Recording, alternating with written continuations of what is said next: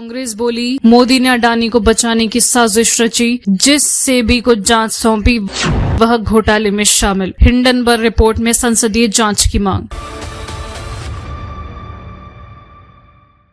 नमस्कार, मैं खुशी और आप देख रहे हैं स्वतंत्र भारत न्यूज। आइए नजर डालते हैं इस वक्त की खास खबर पर। हिंडनबर्ग की रिपोर्ट में अडानी ग्रुप की कंपनियों में सेबी चीफ माधवीपुरी बुच की हिस्सेदारी के खुलासे के बाद राजनीति शुरू हो गई है।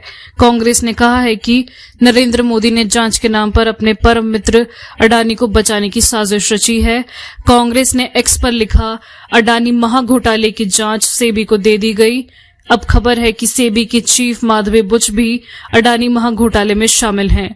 मतलब घोटाले की जांच करने वाला ही घोटाले में शामिल है ना कमाल की बात।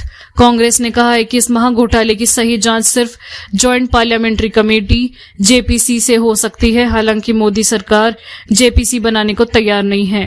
पीएम मोदी कब तक अडानी को बचा पाएंगे, एक न एक दिन तो पकड़े जाएंगे।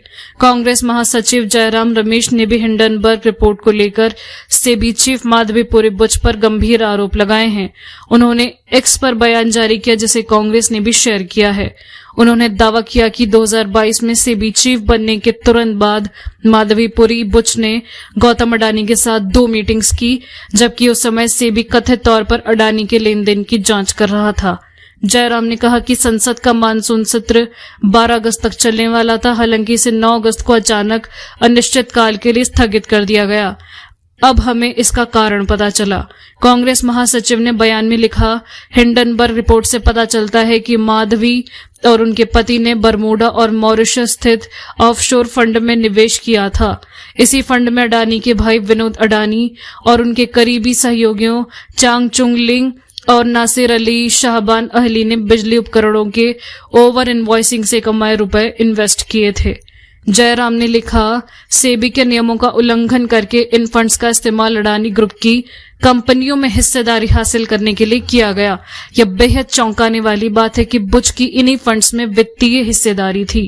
कांग्रेस महासचिव ने आगे बताया कि अडानी से जुड़े घोटाले की जांच करने में सेबी की अनिच्छा लंबे समय से सबके सामने है। सुप्रीम कोर्ट की एक्सपर्ट कमेटी ने इसका संज्ञान भी लिया था। अमेरिकी कंपनी हिंडनबर्ग रिसर्च ने शनिवार 19 अगस्त की रात 9:57 पर एक रिपोर्ट जारी की। इसमें दावा किया गया है कि सेबी चीफ माधवीपुरी बुच और उनके पति धवल बुच की अडानी ग्रुप से जुड़ी ऑफशोर कंपनी में हिस्सेदारी है।